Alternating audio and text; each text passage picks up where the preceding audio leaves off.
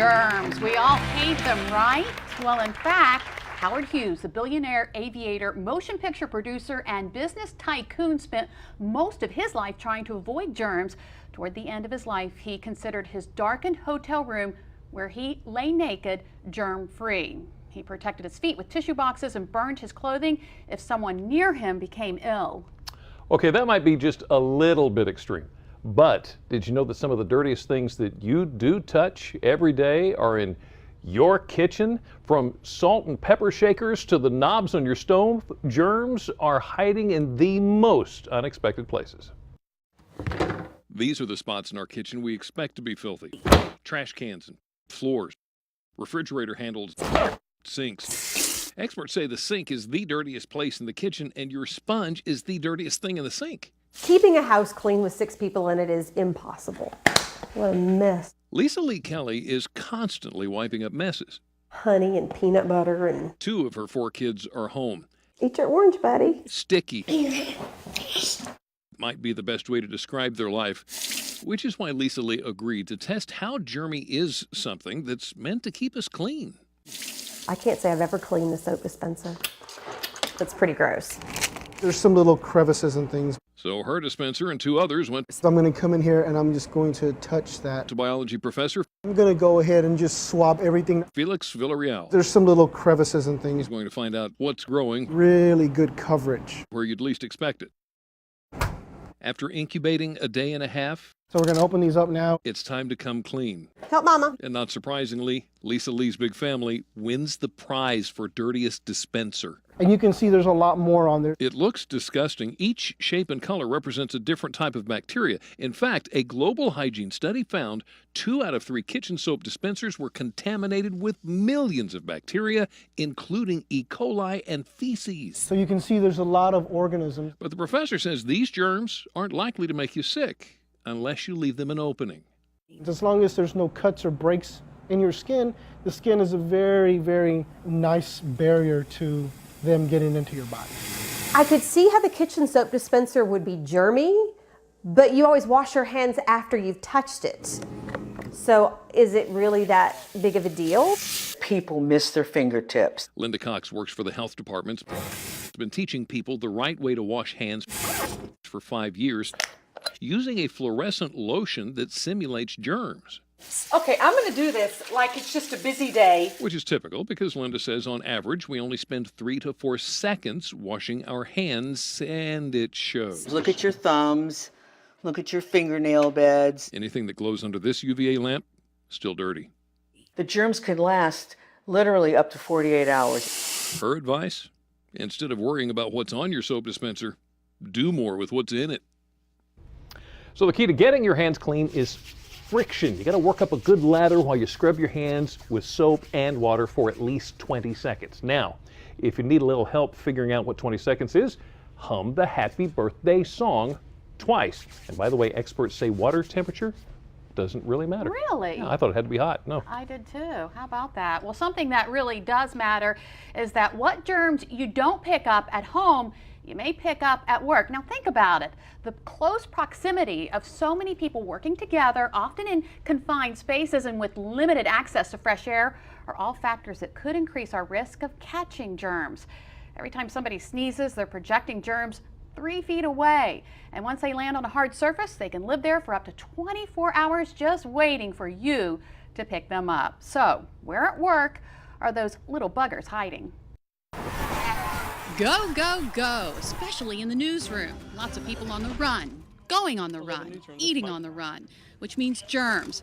So microbiologists find the germiest places in the office. So what are we going to swab first? The refrigerator, a leading suspect in just about any place. Armed with cotton swabs and petri dishes, researcher Doug Litwin hits the fridge, a food container used 24/7. High-traffic touch areas such as a printer, a keyboard, of course a telephone, plus the bathroom sink, where we should be using a lot of soap. After swabbing the mouse and a few other places, the dishes are incubated. 12 samples in all in just 20 hours. This is what happens. And it grew again as a large kind of spreading colony. Dr. Heidi Kaplan's #1 top offender, that bathroom sink in the men's room. Just to be clear, Worse even than number 2 offender, the nasty office fridge, because bacteria. They grow well in wet, moist environments. Next, Either not professionally cleaned, so there were personal workspaces like a mouse, for instance, or the receiver and the earpiece of the telephone. interestingly, the cleanest place swabbed was the door handle. It was number 12. Bacteria and viruses typically live on unwashed hands, briefly, some only for a few minutes, but can survive up to 3 days on hard plastic surfaces. More problematic, after you show signs of a cold or flu, generally, you are contagious for 5 days, even if your fever and symptoms are gone. You might be feeling better, but you may be able to transmit those flu viruses to people you work with or to your family. But microbiologists want you to know that most bacteria are actually good for you. In large part, what they do is they can protect you from some of the bad bacteria that are around. And let's say you do catch some of that bad bacteria. The Centers for Disease Control and Prevention says one of the best things you can do to stop the spread of germs at work is to stay home when you are sick. Well, it seems like common sense, doesn't it, Jimmy? It does. But get this, a recent study by a workplace consulting firm shows nearly 60% of people go to work when they're sick. Well, okay, we can probably both admit that we have done that as Yeah. well. But at the same time, Lisa, you got to understand it might not be work that is actually making you sick. It could be that little device that's glued to your hip, and you know I'm talking about your cell phone. It could be that that cell phone is what's causing you to make you feel like crud. Consider this. A new study says the screen of your cell phone is dirtier than your toilet seat. The professor As if you don't already have enough to worry about, did you ever consider that the flu outbreak could have started from that cell phone that you just can't live without? I don't know if it started there, but it could be transmitted. Tony Baker is the marketing guy for a company that repairs and replaces cell phones. The cell phones and tablets can be up to 10 times as dirty and grimy and as much bacteria as a toilet seat. You? The study he's talking about was conducted by a university microbiology professor. This tester shows how many parts per million of nastiness is on the toilet seat, and the phone is much higher. Your phone could transmit the flu, it could transmit other viruses, obviously bacteria. That's why Tony recommends cleaning your phone often, maybe even with Whoosh, What we have here is Whoosh. non-alcohol, non-ammonia cleaner that won't damage your screen or other parts of your phone, which will just get dirty again, so you clean your phone early and often.